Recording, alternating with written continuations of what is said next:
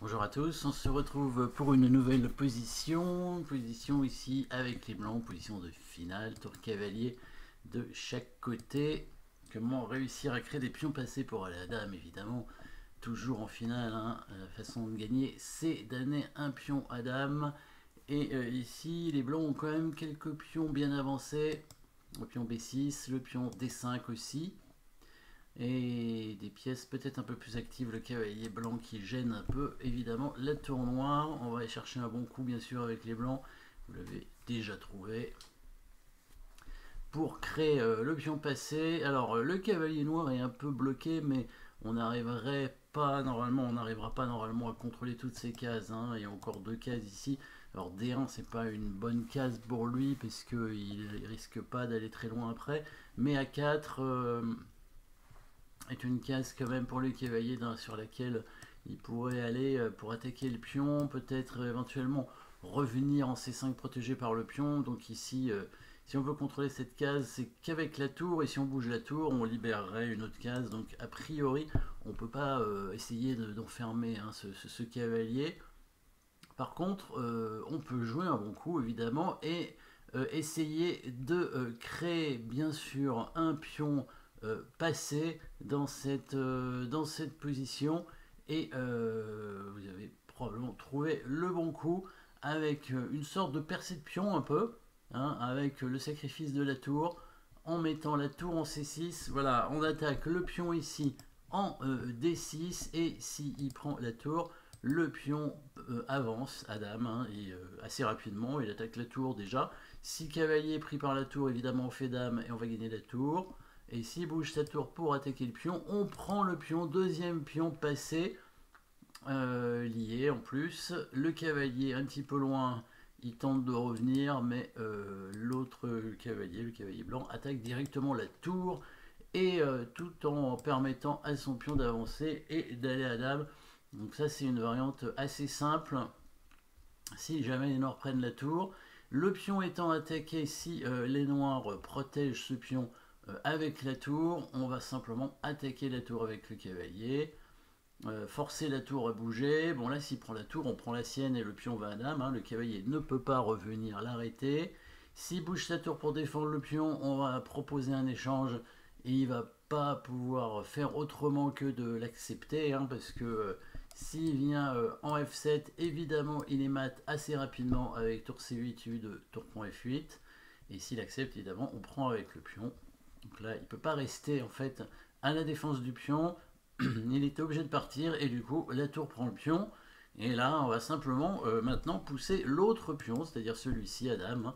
Donc s'il vient là, on bouge la tour, forcément on va pas la laisser.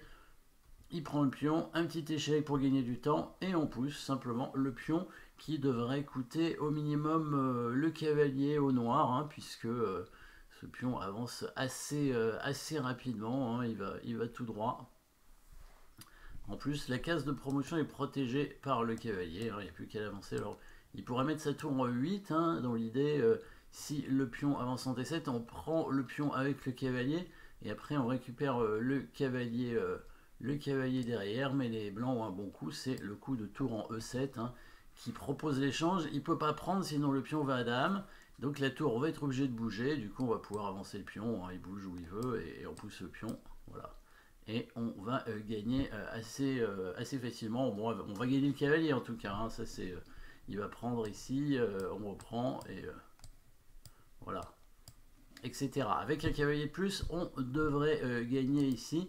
Qu'est-ce qu'il pouvait jouer ici sur le coup tour C6? Il y avait peut-être un autre coup, c'était ce coup cavalier A4 qui était intéressant peut-être. Pourquoi pas, dans l'idée, si jamais on prend le pion, eh ben, il prend ce pion ici avec le cavalier, et il récupère, si jamais on prend le cavalier, il récupère ce cavalier ici, et là ça devrait tenir pour les noirs peut-être, enfin en tout cas il y a des chances.